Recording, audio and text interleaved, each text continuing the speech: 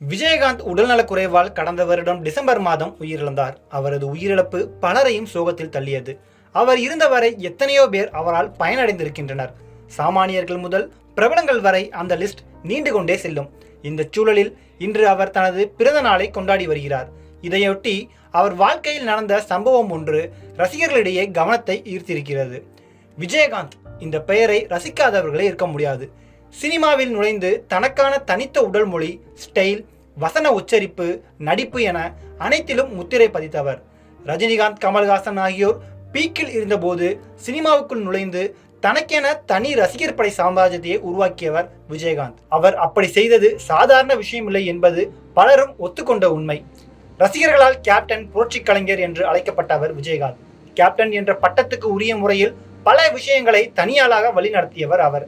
சிவாஜியின் இறப்பில் கூட்டத்தை ஒற்றை ஆளாக கட்டுப்படுத்தியது, ஏதேனும் பிரச்சனை என்றால் எதற்கும் யாருக்கும் அஞ்சாமல் முதல் ஆளாக களத்தில் குதிப்பது, நட்சத்திர கலை விழாவை திறம்பட நடத்தி காண்பித்தது என அவர் உண்மையில் கேப்டன் தான் என அவருக்கு நெருக்கமானவர்கள் கூறி வருகிறார்கள். சினிமாவில் கலக்கி வந்த விஜயகாந்த் அரசியலில் நுழைந்து எதிர்க்கட்சி தலைவராக மாறினார். ஆனால் அரசியல் தளத்தில் அவருக்கு சில துரோகங்கள் நிகழ்த்தப்பட்டன. சினிமாவில் கலக்கி வந்த விஜயகாந்த் அரசியலில் நுழைந்து எதிர்க்கட்சி தலைவராக மாறினார். ஆனால் அரசியல் தளத்தில் அவருக்கு சில துரோகங்கள் நிகழ்த்தப்பட்டன. அது விஜயகாந்துக்கு மிகவும் மன உளைச்சலை கொடுத்தது. இதனையடுத்து அவருக்கு உடல்நலக்குறைவும் ஏற்பட்டது. தொடர்ந்து சிகிச்சை பெற்று வந்த அவர் அரசியலில் இருந்து ஒதுங்கி முழு ஓய்வு பெற்றார். பிறகு உடல்நலக்குறைவால் மருத்துவமனையில் அனுமதிக்கப்பட்டிருந்த அவர் கடந்த வருடம் உயிரிழந்தார். இதற்கிடையே விஜயகாந்த் பலருக்கு பல உதவிகளை செய்திருக்கிறார். அவரிடம் உதவி பெற்றவர்களின் பட்டியல் நீண்டு கொண்டே செல்லும். அந்த லிஸ்டில் இப்போது டாப் ஹீரோக்களாக இருக்கும் விஜய், சூர்யா கூட இருக்கிறார்கள். இன்று விஜயகாந்தின் பிறந்த நாளையும் கொண்டாடி வருகின்றனர். அவரது பிறந்த நாளில் அவரது நினைவுகளை கண்ணீரோடு நினைவு கூர்ந்து வருகிறார்கள். இந்த சூழலில் விஜயகாந்த் கொடுத்த பழைய பேட்டி ஒன்று தற்போது சமூக வலைதளங்களில் ட்ரெண்டாகியுள்ளது.